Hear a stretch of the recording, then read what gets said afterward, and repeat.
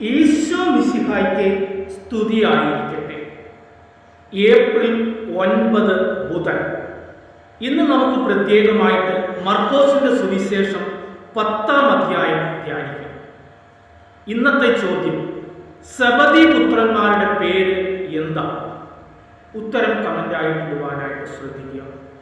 ഇന്ന് നമുക്ക് പ്രത്യേകമായി നമ്മുടെ എല്ലാ മാതാപിതാക്കളെ ദൈവ തൃക്കരങ്ങളിലേക്ക് സമർപ്പിച്ച് നമുക്ക് പ്രാർത്ഥിക്കാം.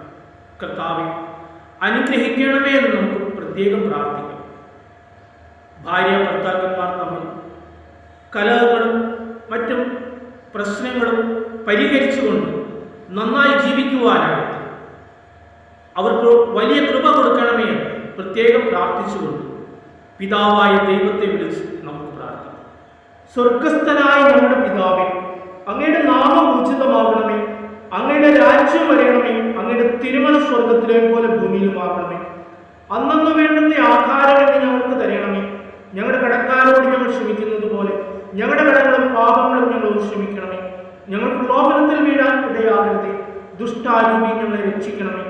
എന്തുകൊണ്ടെന്നാൽ രാജ്യവും ശക്തി മഹത്വവും എന്നേക്കും അങ്ങയുടേതാകുന്നു. ആമേൻ. ഇന്ന് നമുക്ക് പ്രത്യേകമായിട്ട് സെബദി പുത്രന്മാരുടെ അപേക്ഷയെ പറ്റി ധ്യാനിക്കാം. സ്നേഹമുള്ളവരെ, ഈശോ താൻ ഭൂമിയിലേക്ക് വന്നത് എന്തിനാണ്?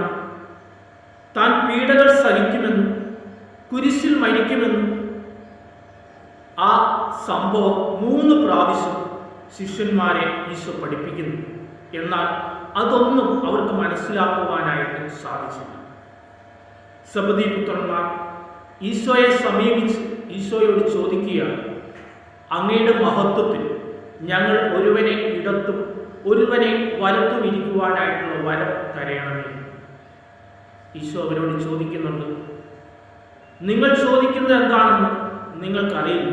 കാരണം ഞാൻ കുടിക്കേണ്ട പാനപാത്രം കുടിക്കുവാനായിട്ട് നിങ്ങൾക്ക് സാധിക്കും എന്നവർ പറയുന്നു. സ്നേഹമുള്ളവരെ, ഈശോ അവരോട് പറയുന്നുണ്ട്, ഇതാർക്കു വേണ്ടി സജ്ജമാക്കിയിരിക്കുന്നു അത് അവർക്കുള്ളത്. അത് പിതാവ് ആർക്കായി സജ്ജമാക്കിയിരിക്കുന്നത് അവർക്ക് നൽകപ്പെടുവാൻ ഉള്ളതാണ്. നിങ്ങളിൽ ഒന്നാമനാകുവാൻ ആഗ്രഹിക്കുന്നവൻ നിങ്ങളുടെ ശുശ്രൂഷകൻ, നിങ്ങളിൽ വലിയവനാകാൻ ആഗ്രഹിക്കുന്നവൻ നിങ്ങൾ ഏറ്റവും ചെറിയവൻ ആകണം. എന്നാൽ മാത്രമേ ദൈവരാജ്യത്തിൽ നമുക്ക് മഹത്വം ഉണ്ടാവുകയുള്ളൂ. മറ്റുള്ളവരെ ശുശ്രൂഷിക്കുവാൻ, മറ്റുള്ളവരുടെ ഇടയിൽ ഏറ്റവും അവസാനത്തവനാകുവാനായിട്ടുള്ള പരിശ്രമം നമുക്ക് നടത്താം. അപ്പോഴാണ് സ്വർഗരാജ്യത്തിൽ നമ്മൾ ഒന്നാമതായി തീരുന്നത്. അതിന് ദൈവം എല്ലാവരെയും സമൃദ്ധമായി അനുഗ്രഹിക്കട്ടെ.